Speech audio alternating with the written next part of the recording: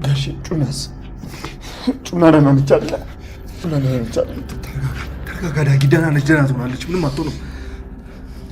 አልገባኝም። ቆይ ይሄ ነገር እንዴት ነው የተፈጠረው? የተፈጠረው ነገር ሊነግረኝ የሚችል ሰው አለ ከእናንተ ውስጥ? እኔ እኮ ሻይ ላመጣላት ወደ ኪችን ሄጄ ነበር። ከዛ የመሳሪያ ድምፅ ሰማ፣ ደንግጬ ወደ መጸዳጃ ቤት ገባሁ። መሳሪያው ደግሞ የተተኮሰው ጩና ላይ እንደነበር በጣም እርግጠኛ ነበርኩ። ዶክተር ጩና እንዴት ነች? እንኳን ደስ አለሽ። በቀልሽን አግኝተሻል አይደል? ይቅርታ፣ አንዴ መጸዳጃ ቤት ደርሼ ልምጣ። እርግጠኛ ነሽ ግን ደህና ነሽ? ስለሌሎቹ ግን ግድ አይሰጠኝም። ናሆምን ግን በጣም አፈቅረው ነበር። እያፈቀርኩት ነበር ልበቀል የፈለግኩት። በቃ ፊቴን ታጥቤ ይመጣል።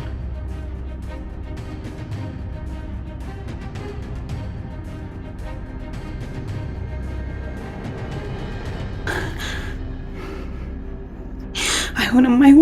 አምላክ እባክህን ቤተሰቦቼ ምንም አታርግብኝ።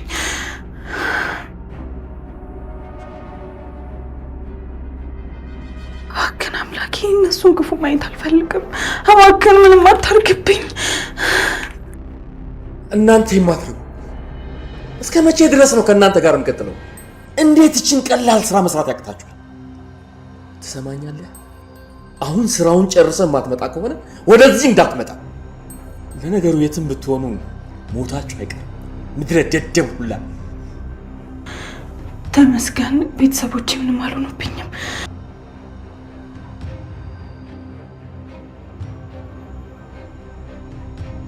እኔ ተፈራ ጋር አልልኩም። ስታስበው እንዴት ብዬ ነው እዛ አውሬ ጋር የሚሄደው? እና ያን ሁሉ ጊዜ ደጋግሜ ስደውልሽ የት ነበርሽ? አንድ የምሰራው ስራ ነበረኝ። ከመጀመሪያውኑ ከአቶ ለይኩን ተልከሽ እንደመጣሽ አውቃለሁ። እኔ ይኸውልሽ ሰውን እንዲሁ በሽታው ላይ ይቺ ማውሰው ነኝ። እሺ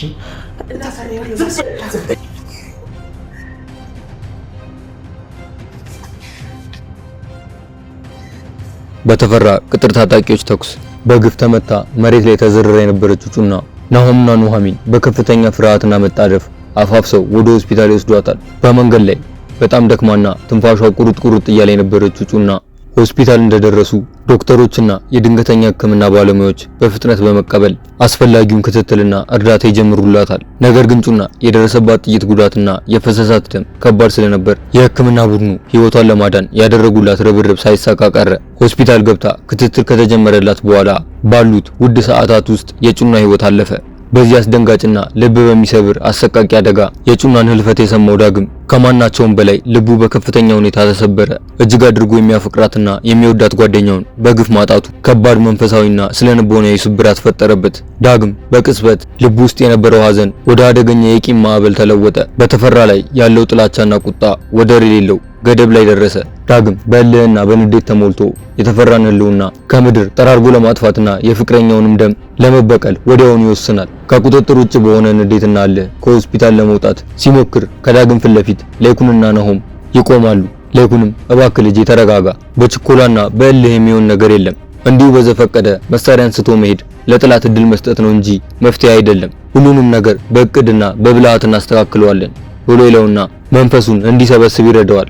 ዳግም በለይኩን ምክር ለመረጋጋት ቢሞክርም በልቡ ውስጥ ያለው የበቀል ነበልባል ከምን ጊዜውም በላይ እየበረታበት በለይኩን እቅፍ ውስጥ ሆኖ ስቅስቅ ብሎ ያለቅሳል። በሌላኛው አባቱ እቅፍ ውስጥ ሆኖ እንባውን ያበሰውና ራሱን ለማረጋጋት የሞከረው ዳግም ከስሜታዊነት ወጥቶ ወደ ስትራቴጂክ አስተሳሰብ ተመለሰ።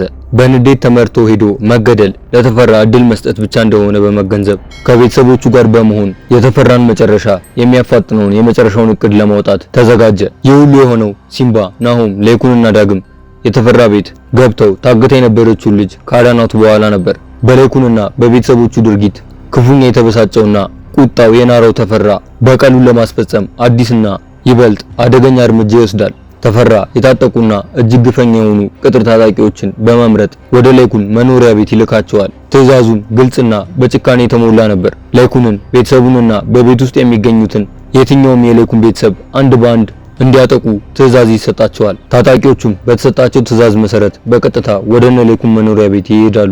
እዛ እንደደረሱም ምንም አይነት ድምጽ ሳያሰሙ በአጥር ላይ ዘለው በመግባት ስራቸውን ይጀምራሉ። ነገር ግን ቤቱ ከጠበቁት በላይ ጸጥ ያለ ነበር። በወቅቱ በቤት ውስጥ የነበሩት ኑሐሚንና በአጋጣሚ እዛ ተገኝታ የነበረችው ጩና ብቻ ነበሩ። ጩናም ገና መግባቷ ስለነበር ኑሐሚን ለጩና ሻይ ለማምጣት ወደ ማብሰያ ቤቱ ባመራችበት አጭር ቅጽበት ክፍሎቹን በጥርጣሬና በንዴት እየተዘዋወሩ ሲፈትሹ የነበሩት ታጣቂዎች ሳሎን ውስጥ ተቀምጣ የነበረችውን ንጹሃን ጩናን በድንገት ያገኟታል። ምንም አይነት የማያሻማ ፋታ ጥያቄም ሆነ ምህረት ሳያሳዩ ከታጣቂዎቹ አንዱ በግፍ አፈሙዙን ወደ ጩና ዙሮ ይተኩስባታል። በሰከንድ ውስጥ የተሰማው የተኩስ ድምጽ ሳሎኑን አናጋው። ምንም ነገር የማታውቀውና ንጹሃ ጩና ምንም ነገር ሳትጠብቅና ማንም አዳኝ ሳታገኝ በሳሎኑ ላይ ተመታ ወዲያውኑ ትዘረራለች። የተኩሱ ድምጽ ሳሎኑንና አካባቢውን ሲያናጋው ሻይ ለማምጣት ወደ ማብሰያ ክፍል ሄዳ የነበረችው ኑሐሚን በሰማችው አስደንጋጭ ድምጽ ደንግጣ ወደ ሳሎን ለመመለስ የነበራትን ሐሳብ በቅጽበት በመተው እዛው ያለችበት ክፍል ውስጥ በድንጋጤና በፍርሃት ተደብቃ ትቀራለች። እጆቿ እየተንቀጠቀጡ ስልኳን አውጥታ ለናሆም ትደውልና ድምጿን አጥፍታ ናሆም፣ ቤት ውስጥ የተኩስ ድምጽ ተሰምቷል፣ ጩና ሳትጎዳ አትቀርም፣ ቶሎ ካልደረስክ እኔና ልጄንም ይገሉናል፣ እባክህ ድረስልን ብላ በፍርሃትና በድንጋጤ እየተንቀጠቀጠች ትነግረዋለች። ናሆምም በሰማው ነገር በመደናገጥ በፍጥነት ወደ ቤቱ ይመጣል። ከታጣቂዎቹ አንዱ ከነሌኩን ቤት በመውጣት ስራቸውን በአግባቡ እንደፈጸሙ ነገር ግን ሌኩንንም ሆነ ሌሎቹን እንዳላገኟቸው ስልክ ለመደወል ከነሌኩን ቤት ርቆ ይሄዳል። በዚህ ቅጽበት ሲበር የመጣው ናሆም እየተሯሯጠ ወደ ቤት ሲገባ ሳሎን ላይ ጩና ተዘርራ ያገኛታል። ወዲያውኑ አካባቢውን ሲቃኝ ኑሐሚን አልነበረችም። በቀጥታም ወደ ማብሰያ ክፍል እየተሯሯጠ ይሄዳል። በቤት ውስጥ ቀርቶ የነበረው ከታጣቂዎቹ አንዱ ኑሐሚን ተደብቃ የነበረችበት ክፍል ለመግባት ሲዘጋጅ ናሆም ከኋላው ደርሶ በፍጥነት አንገቱን አንቆ በመያዝ ትንፋሽ ያሳጥረውና ራሱን ስቶ መሬት ላይ እንዲወድቅ ያደርገዋል። ሁኔታውን በከፍተኛ ውጥረትና በሰቀቀን ስትከታተል የነበረችው ኑሐሚንም ናሆም በደቂቃዎች ልዩነት ከሞት አፍ መታደጉ በድንጋጤና በፍርሃት እያለቀሰች ናሆሜ ጩና ብላ ትለዋለች። ወዲያውኑ ናሆምና ኑሐሚን እየተሯሯጡ ሄደው ጩና ከወደቀችበት አንስተው ወደ ሆስፒታል እንድትሄድ አምቡላንስ ይጠራሉ። የጠሩት አምቡላንስም በፍጥነት መጥቶ ጩናን ይዘዋት ወደ ሆስፒታል ይሄዳሉ። የጩናን መጎዳት የሰማው ዳግም ሲበር ወደ ሆስፒታል ይመጣና ፊቱ ላይ የሐዘንና የስጋት ስሜት እየታየ አይኖቹ እንባ አቅርረው ጋሼ ጩና ደህና ናት አይደል ብሎ ይጠይቃቸዋል። ናሆምም ወንድሙን ለማበርታት እየሞከረ ተረጋጋ ዳጊ፣ ምንም አትሆንም፣ ደህና ትሆናለች ብሎ ይለዋል። እጅግ ሲበዛ ተጠራጣሪና አደገኛ የሆነው ተፈራ የአምራን አቀራረብና አኳኋን ስላልተዋጠለት በጥርጣሬ መንፈስ ተውጦ ሁኔታውን ማመዛዘን ይጀምራል። አምራን ከሱ ጋር ለመገናኘት ወደ ተዘጋጀላት ወጥመድ ስትነሳ ተፈራ ምንም እንዳልተፈጠረ ሆኖ ነገር ግን በውስጡ ያለውን ጥርጣሬ ለማረጋገጥ ሚስጥራዊ እርምጃዎችን ይወስዳል። አምራን ሳታውቅና ሳትጠራጠር ድምጽ በግልጽ የሚያስተላልፍ ትናንሽ የስለላ ማይኮችን በቦርሳዋ እንዲሁም በልብሶቿ ላይ በብልሃት አጣብቆ ይሸኛታል። ተፈራ ደህንነቱ በተጠበቀና ሩቅ ባልሆነ ስፍራ ተቀምጦ የማይኮቹን መቀበያ በመጠቀም አምራን ከማን ጋር እንደምትገናኝና ምን እንደምታወራ በቀጥታ ማዳመጥ ይጀምራል። አምራን ከዶክተር ፋኑኤል ጋር ተገናኝታ ስታወራ በመሃል የሱን ስም ስታነሳ በግልጽ ይሰማል። ዶክተር ፋኑኤል የአምራን የሰሞኑን ሁኔታ እጅግ ስላሳሰበው ደጋግሞ ቢደውልላትም አላነሳችም ነበር። ይህ ሁኔታ ይበልጥ ያስጨነቀው ዶክተር ፋኑኤል አምራን ገና የቤቱን በር ከፍታ ስትገባ በጣም በተደጋጋሚ ስደውልልሽ አታነሽም፣ ምን ሆነሽ ነው ብሎ ይላታል። አምራን ምንም ያልተፈጠረ በማስመሰል አሁን ስመጣ ነው ያየሁት፣ ያ ሁሉ ሚስኮል ግን በሰላም ነው ብላ ትለዋለች። ፋኑኤልም መጀመሪያ ስደውል አላነሳ ስላልሽኝ ስለጨነቀኝ ነው ደጋግሜ የደወልኩልሽ ብሎ ይላታል።